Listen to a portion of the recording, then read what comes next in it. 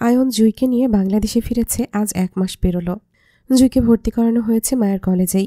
চট্টগ্রাম থেকে ঢাকায় জুইকে অনেক আগেই ট্রান্সফার করিয়েছিল। বলতে গেলে মায়া ও জুইকে একত্রেই ট্রান্সফার করানো হয়েছিল। কিন্তু আয়ন জুইকে নিয়ে 3 মাস লন্ডনে থাকায় এতদিন জুই কলেজে অনুপস্থিত ছিল। সামনের মাসে জুইয়ের পরীক্ষা। জুই অনেকটা সময় পড়াশোনা থেকে দূরে থাকায় এখন পড়াশোনার বেশ চাপ পড়েছে। সেজন্য আয়নও জুইকে ওর পড়াশোনায় যথাসম্ভব সাহায্য করছে। আয়নের বাবা মা ও বোন লন্ডন থেকে বাংলাদেশে ফিরবে আরও মাসখানেক পর। ততদিন আয়ন জুইকে নিয়ে নিজের আলাদা ফ্ল্যাটে উঠেছে। সন্ধ্যার পর জুই পড়তে বসেছে। শব্দবিহীন হালকা মাথা দুলিয়ে পড়ছে সে। বিছানায় আয়ন বসে আছে। খালি ফ্ল্যাটে 2 জন মানুষ ছাড়া আর কেউ নেই।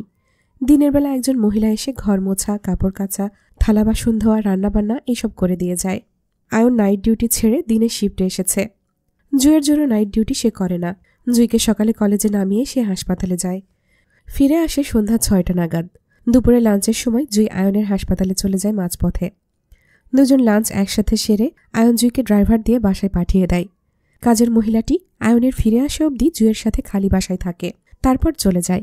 আয়ন ভাবছে জুইয়ের সঙ্গে খালি বাড়িতে থাকার জন্য কাউকে খুঁজবে, কিন্তু বিশ্বস্ত মেয়ে পাচ্ছে না বলে সে নাইট ডিউটি ছেড়ে যতটা সম্ভব সময় পাচ্ছে জুইকে ঢাকার পরিবেশের সঙ্গে মানিয়ে নিতে সাহায্য করছে। আপনি কি করছেন জুই? নিস্তব্ধতা ভেঙে আয়নের কথায় জুই হঠাৎ চমকে উঠল। বইয়ের পাতা থেকে চোখ উঠিয়ে আয়নের দিকে তাকিয়ে বলল, পড়ছি তো। কি পড়ছেন? শব্দ হচ্ছে না কেন? শব্দ করে পড়তে পারি না, পড়া মনে থাকে না। আয়ন কপাল কুঁচকে জুইয়ের দিকে তাকালো। জুই প্রসঙ্গ পাল্টে ফের বলল, কফি খাবেন? করে আনবো? আপনি খাবেন? আমি আনবো? আপনার আনতে হবে না, আমি করে।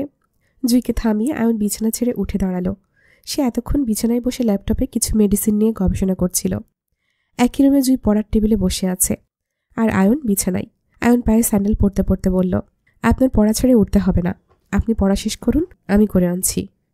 আয়ন বেরিয়ে যেতেই জুই আয়নের চলে যাওয়ার দিকে তাকালো। আয়ন বেশ যত্নশীল পুরুষ, সেটা জুই আয়নের সঙ্গে একত্রে বসবাস করার পর থেকেই বুঝেছে।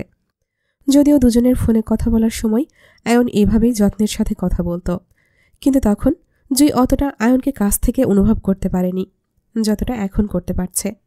জুই সত্যি ভাগ্যবতী আয়নের মতো যত্নশীল স্বামী পেয়ে। 2টো কফির মগ নিয়ে আয়ন জুইয়ের পড়ার টেবিলের একটা চেয়ার টেনে বসল। জুইকে একটি কফির মগ দিয়ে অন্যটিতে চুমুক দিয়ে বলল, আপনার পড়াগুলো আমাকে দেখান জুই। জুই কফির মগে সবে চুমুক বসাচ্ছিল। আয়নের কথাই মগটা হাতে নিয়ে বলল, আমি পড়তে পারবো। আমি জানি আপনি পড়তে পারবেন, তারপরেও আমাকে আপনার পড়াগুলো দেখান। না। কেন? আপনি কাছে থাকলে আমার পড়া আসে না। তাহলে কি আসে? জুই সহজ সরল স্বীকারোক্তি দিয়ে বলল, প্রেম আসে। প্রেমও তো ঠিকমতো করতে পারেন না, আবার প্রেমের অজুহাত দিচ্ছেন। জুই লজ্জায় ইতস্তত বোধ করে নতমস্তক হলো। আয়ন জুইয়ের থেকে বইটা টেনে নিজের কাছে নিতে নিতে প্রসঙ্গ পাল্টে বলল, আপনার আরিফ ভাই ফোন করেছিল জুই।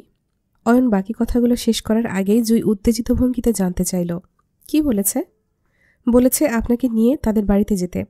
আপনার মা আপনাকে দেখতে চেয়েছেন। আর বাবা? পারিবারিকভাবে মায়াকে শফিকুল ইসলাম মেনে নিলেও জুইয়ের বাবা জামাল সাহেব আজও জুই আয়নকে মেনে নেয়নি। যদিও জামাল সাহেব মায়ের নিখোঁজের সময় ঢাকাতেও এসেছিল, কিন্তু তখন আয়ন আর জুই বাংলাদেশে ছিল না। ওরা বাংলাদেশে ফেরে মায়ের আশুগঞ্জ চলে যাওয়ার আরও একদিন পর। জুইদের লন্ডন থাকাকালীন জুইয়ের মা বলতেন, জুইয়ের বাবা জামাল সাহেব জুইয়ের ব্যাপারে ধীরে ধীরে নমনীয় হচ্ছেন, হয়তো খুব শীঘ্রই আয়ন জুইকে মেনে নেবেন। জুই আশায় আছে কোন দিন জামাল সাহেব নিজে থেকে সবকিছু ভুলে আয়ন জুইকে মেনে নেবে। কিন্তু যতদিন জুইয়ের বাবা নিজে থেকে ফোন না করে আয়ন জুইকে ডাকবেন, ততদিন জুই আশুগঞ্জ ফিরবে না। জুই হাতের কফিতে চুমুক বসাতে বসাতে স্বাভাবিকভাবেই বলল, ও। জুইয়ের ছোট উত্তরটা আয়ন বুঝল না। আয়ন জানে জুই কতটা ছটফট করছে নিজের পরিবারের সঙ্গে দেখা করতে, কিন্তু এখন সুযোগ পেয়েও তেমন প্রতিক্রিয়া দেখাচ্ছে না বলে আয়ন ফের জুইকে বলল, আপনি কি নিজেদের বাড়িতে যেতে চান না জুই? আপনি যেতে চাইলে আমি আপনাকে পাঠাতে। আমি যাব না। কেন? জুই মিথ্যে বাহানা দিয়ে বলল, সামনে আমার পরীক্ষা, তাই। পরীক্ষার তো অনেক দেরি, এর মাঝে আপনি আপনার বাড়ি থেকে ঘুরে আসতে পারবেন। আমি ড্রাইভারকে বলে দেব আপনাকে দিয়ে আসতে। যাবেন আপনি? জুই হাতের কফিতে চুমুক বসিয়ে আয়নের থেকে বইটা নিজের কাছে টেনে বলল, আমি বিবাহিত ডাক্তার সাহেব, আর বিবাহিত মেয়েদের স্বামীকে রেখে বাপের বাড়িতে একা বেড়ানোটা শোভা পায় না। যেদিন আমার বাবা আমাকে স্বামী সহ মেয়েকে সসম্মানে দাওয়াত করবে সেই দিন যাব, আর নয়তো যাব না। আমি আমার স্বামীর ঘরে ভালো আছি। আমার স্বামী আমার অনেক খেয়াল রাখে। আয়ন জুয়ের ব্যাপারটা সব বুঝতে পেরে খানিকটা হাসল। জুয়ের বাবা আয়নকে জামাতা হিসেবে মানছে না। এজন্য জুই নিজেদের বাড়িতে যেতে চায় না আয়নকে ছেড়ে, আয়নের সম্মানের জন্য। আয়ন জুইকে বোঝাতে চেয়ে বলল, জুই, আমি চাই না আপনি আমার জন্য নিজের পরিবার থেকে দূরে থাকুন। আমি আছি, সব সময় আপনার জন্য থাকব। আপনি যান, পরিবারের সাথে গিয়ে দেখা করে আসুন। আপনি আমার জন্য ভাববেন না। জুই কপাল কুঁচকে বলল, আমার স্বামীর কথা তো আমাকেই ভাবতে হবে, নাকি আপনার জন্য আরও ভাবার মানুষ আছে? কোনটা? পরকীয়া করছেন? আস্তাক ফিরুল্লাহ, না। তাহলে বউকে বাপের বাড়িতে পাঠাতে এত উতলা হচ্ছেন কেন? জুয়ের কেমন কথাগুলো ঘুরিয়ে পেঁচিয়ে আয়নের ওপর দিয়ে আসলো। আয়ন খানিকটা বোকা হেসে বলল, আমি তো আপনার কথা চিন্তা করেই বলছিলাম জুই। আমার কথা আপনার চিন্তা করতে হবে না, আমি আমার স্বামীর ঘরে ভালো আছি। আয়ন হঠাৎই 2 হাত প্রশস্ত করে জুইকে জড়িয়ে ধরতে চেয়ে উৎফুল্লতায় বলল, আসুন তো জুই, আপনাকে জড়িয়ে শক্তপোক্ত একটা চুমু খাই। আমার কপালে যে এত ভালো বউ জুটবে ভাবিনি। আপনাকে পেয়ে ভাগ্য খুলে গেছে আমার জুই। খালি বাড়িতে মায়ের সময়টা অসহ্যের লাগছে। জুই মুক্তা সকলেই ঢাকায় ওদের শ্বশুর বাড়িতে। একাকী মায়াই বিয়ের আয়োজনে আশুগঞ্জ চলে এসেছিল সেই দিন। কিন্তু এখন মায়ের একা বাড়িতে মন টিকছে না। সেদিন হৃদ মায়ের সাথে রাগারাগি করে সেই যে গেল, আর মায়ের সঙ্গে হৃদের দেখা হয়নি। মায়ের নিজের পরিবারের সঙ্গে সেই দিন টিয়াদের বাড়ি থেকে আশুগঞ্জ চলে আসার আজ 1 মাস 13 দিন পেরোল। অথচ এই দিনগুলোতে হৃদের দেখা নেই, আর না দুজনের কথা হয়েছে। মায়ের খানবাড়ির সকলের সাথে যোগাযোগ আছে, কথা হয়। সুফিয়া খান মায়াকে জানান হৃদ বিয়ে করবে না বলে বেঁকে বসে আছে। প্রথমে বিয়ের ব্যাপারে হৃদ রাজি হলেও মায়ের পালিয়ে যাওয়ার পর থেকে হৃদ বিয়েতে আর সম্মতি দিচ্ছে না। এই কথাটা সুফিয়া খান মায়ের পরিবারকেও জানান। সুফিয়া খান মায়াকে বলেছিলেন মায়া কয়েকটি দিন নিজেদের বাড়িতে ঘুরে ঢাকায় চলে আসতে। মায়াও নিরুপায় হয়ে তাতে সম্মতি দিয়েছিল। কিন্তু হৃদ ঢাকাতে নেই, সে বিগত 2 সপ্তাহ ধরে দেশের বাইরে আছে। সুফিয়া খানও চট্টগ্রামে। মায়া ঢাকা একা বাড়িতে থাকতে পারবে না বলে আশুগঞ্জ আছে। আরিফও চট্টগ্রামে, তবে ফিহা শ্বশুর শাশুড়ির সঙ্গে আশুগঞ্জ আছে। মেয়েটা ভীষণ লক্ষ্মী এবং বুদ্ধিমতী। অল্প সময়ে শ্বশুরবাড়ির সকলের মন জয় করে নিয়েছে। আরিফ সপ্তাহে শুক্রবার করে চট্টগ্রাম থেকে ট্রেনে করে আশুগঞ্জ আসে। শুক্রবার দিনটা থেকে শনিবার রাতে চলে যায়। এভাবেই চলছে জীবন। মায়ের ফুপিরা মায়াদের বাড়িতে কম আসে। মায়া থাকাকালীন কাউকে দেখা যায়নি এই বাড়িতে। মায়া মনে মনে ঠিক করে হৃদ দেশে ফিরলেই মায়া ঢাকায় চলে যাবে। শুধু শুধু হৃদকে আর বিয়ের জন্য চাপ দেবে না। জোর করে কোনো কিছুই করানো যায় না। মায়া হৃদকে বিয়ের জন্য চাপ দিত, কারণ মায়া চাইতো এই বিয়ের মাধ্যমে হৃদ মায়ের পরিবারের সাথে সহজ হয়ে উঠুক। মায়ের মতো করে মায়ের পরিবারকেও হৃদ আপন করে নিক। মায়া চায় না স্বামী এবং পরিবারের মাঝে মনোমালিন্য থাকুক। মায়া পরিবারের জন্য স্বামীকে আর স্বামীর জন্য পরিবারকে ছাড়তে চায় না। মায়া দুটো সম্পর্কই চায়। মায়া একটা সম্পর্ক বাদ দিয়ে আরেকটা সম্পর্ক বেছে নিতে পারবে না। এজন্যই এতদিন জোর করে হৃদকে বিয়ের জন্য রাজি করাতে চাইত। কিন্তু হৃদ যখন মায়ের কষ্ট বুঝতে চাইছে না, তখন মায়াও এই নিয়ে হৃদকে আর জোর করবে না, বরং স্বামীর ঘরে ফিরে যাবে। অন্যমনস্ক মায়া অসময়ে বিছানায় এইসব ভাবছিল। ঘরের দরজা ভেতর থেকে লাগানোই ছিল। হঠাৎ ঘরের দরজা ঠেলে ভেতরে প্রবেশ করল ফিহা। ভেজা হাতটা শাড়ির আঁচলে মুছতে মুছতে মায়াকে ডেকে বলল, ঋতু, ঘুমিয়ে পড়েছ? ফিহার গলা শুনে মায়া চমকে উঠে বসল। খোলা চুলগুলো এলোমেলোভাবে পিঠে পড়ে আছে। ফিহা সেটা লক্ষ্য করে বলল, সে কি, চুলের এই অবস্থা কেন? গোসল করনি এখনো? না ভাবি, পরে করব, এখন ভালো লাগছে না। আচ্ছা ঠিক আছে, গোসল না করো, অন্তত ফ্রেশ হয়ে নাও। বাসায় ছোট ফুপু এসেছেন, তোমাকে এই অবস্থায় দেখলে ভাববে তুমি স্বামীর ঘরে সুখী নাও। চেহারার কি হাল করেছ দেখো। তোমার কি মন খারাপ ঋতু? মায়া সারাদিন ঘরে শুয়ে বসে থাকে। মাঝে মধ্যে মা ভাবির সাথে কাজে সাহায্য করতে চাইলেও ওরা তা করতে দেয় না। তাই মায়ার সময় অবসর একাকী কাটছে। মায়া অনেক চেয়েও হৃদের সঙ্গে যোগাযোগ করতে পারে না। এজন্য প্রায় মায়ের মন খারাপ থাকে, কিন্তু এটা ফিহাকে বলতে চায় না।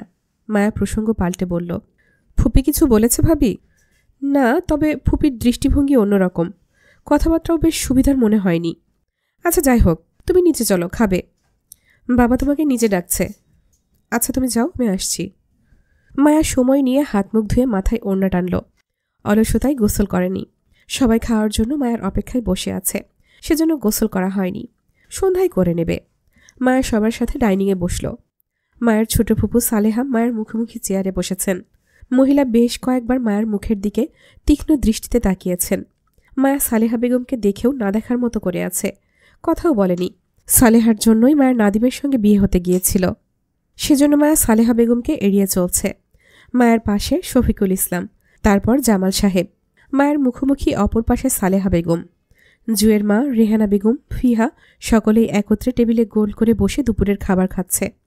এর মাঝে হঠাৎ করে সালেহা বেগম মায়াকে উদ্দেশ্য করে কটাক্ষ করে বলল, বড়লোক ছেলে দেখে বিয়ে করেছিস, তাহলে চেহারার এই অবস্থা কেন? তোর স্বামী কি তোকে খাওয়ায় না? আমার ভাইয়ের ঘরে তো এর থেকে ভালো ছিলি। বড়লোক ছেলে দেখে বিয়ে করে কি লাভ হলো? ডাইনিং টেবিলে সকলেই খাওয়া ছেড়ে থমথমে মুখে একে অপরের দিকে চাওয়াচাই করল। হুটহাট করে সালেহা বেগম মায়াকে এইসব কথা বলবে সেটা কারো ধারণাতেও ছিল না।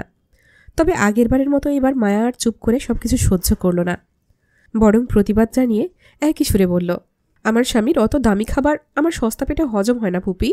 তোমাদের খাওয়ানো সস্তা খাবার খেয়ে পেট সয়ে গেছে, সেজন্য স্বামীর দামি খাবার খেয়ে শরীর ভালো হচ্ছে না। কম দামি মানুষ তো, সেজন্য দামের মর্ম বুঝি না। মায়ের উত্তরে সকালে খাওয়া ছেড়ে মায়ের দিকে তাকালো। সালেহা বেগম মায়ের কটাক্ষ কথায় তেলে বেগুনে জ্বলে উঠে বলল, বিয়ে হতে না হতেই স্বামী বুঝে গেছিস? এজন্যই স্বামী ধরে ধরে মারে। কথাটা মায়াকে অপমান করার জন্যই বলল, অথচ মায়া একইভাবে কটাক্ষ করে উত্তর দিয়ে বলল, তোমাদের রক্ত আমার শরীরে তো ফুপি, সেজন্য বেয়াদব হয়েছি। স্বামীকে মান্য করতে জানি না, এজন্য বেয়াদবির ফল পাই, যেমনটা তুমি পাও ফুপার থেকে। তবে তোমার স্বামী তোমাকে যতটা মারে আমার স্বামী তার থেকে অনেকটা কম মারে। এই হিসেবে আমি অনেক ভাগ্যবতী বলতে পারো ফুপি। আমার কিন্তু অনেক দাম আমার শ্বশুরবাড়িতে। মায়ের কথাগুলো যেন সালেহা বেগমের শরীরে আগুন ধরাচ্ছে। তিনি অপমানে থমথমে মুখে বেশ রাগান্বিত গলায় বললেন, বড়লোক স্বামীর ঘরে গিয়ে মুখে মুখে তর্ক করা শিখেছিস? তোর স্বামী যেমন আমার ভাইদের সম্মান করতে জানে না, গরিব বলে, তুইও তোর অহংকারী স্বামীর থেকে বড়দের অসম্মান করা শিখেছিস ওখানে গিয়ে। সালেহা বেগম আর মায়ের বাকবিতণ্ডা সকলেই শুনছে, কিন্তু মাঝে কথা আপাতত কেউ বলছে না, কারণ মায়া নিজের প্রতিবাদ নিজেই করছে। এর মাঝে মায়া খাওয়া ছেড়ে উঠে দাঁড়ালো, বেশ স্বাভাবিক এবং শান্ত স্বরে বলল, শোনেন ফুপি, আপনার সম্মান আপনার নিজের কাছে। আপনি যদি নিজের সম্মান বজায় রাখতে না পারেন, তাহলে আমি ছোট হয়ে আপনাকে সম্মান দিতে যাব কেন? আর রইল আমার স্বামীর ব্যাপারটা, তাহলে বলবো, আমার স্বামী যদি বেয়াদব হয় তাহলে তার বউ বেয়াদব হবে, সেটাই স্বাভাবিক। আপনি ভালো মানুষ হয়ে বেয়াদবের সাথে লাগতে আসেন কেন? নিজের সম্মান নিয়ে নিজে বসে থাকুন, তাহলেই তো হয়। বেয়াদবের কাছে সম্মান চাইবেন, সেটা তো হবে না।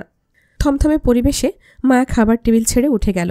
পাছে মায়াকে কেউ ডাকেনি, তবে মায়ের চলে যাওয়ার পরপর রেহেনা বেগমও খাবার ছেড়ে উঠে চলে গেল রান্নাঘরে। মায়াকে কত কাঠখড় পুড়িয়ে এই বাড়িতে আনলো ওনারা, অথচ আবার মায়াকে অপমান করল সালেহা বেগম। কিন্তু শফিকুল ইসলাম বাবা হয়ে মায়ের পক্ষে একটা কথাও বলেননি, আর না বোনকে থামিয়েছে। মায়ের যে এই বাড়িতে মন টিকছে না, সেটা রেহেনা বেগম অনেক আগে থেকেই লক্ষ্য করেছিলেন। এখন অভিমান করে মায়া আবার চলে না যায়। মায়া শুধু বাবা মার সম্মানের কথা চিন্তা করে স্বামীর বিরুদ্ধে গিয়ে আশুগঞ্জ এসেছিল, অথচ সেই মেয়েটাকে অপমান করল সালেহা। মায়া ঘরে গিয়ে সত্যি সত্যি সুফিয়া খানকে ফোন করে জানালো মায়া খান বাড়িতে ফিরতে চায়। সুফিয়া খান বিষয়টা স্বাভাবিকভাবেই নেয়। যেহেতু রিদ বাংলাদেশে নেই, তাই সুফিয়া খান চট্টগ্রাম থেকে গাড়ি পাঠিয়ে মায়াকে চট্টগ্রাম নিয়ে যায়। মায়া চলে যাওয়াতে রেহেনা বেগম বেশ কান্নাকাটি করলেন। মায়া রেহেনা বেগমকে সান্ত্বনা দিয়ে বোঝায় মায়া ফের আসবে নিজের পরিবারকে দেখতে। কথা সত্যি, মায়া নিজের পরিবারকে দেখতে হয়তো মাঝে মধ্যে আসবে, কিন্তু আর কখনো এতদিন থাকবে কিনা সন্দেহ।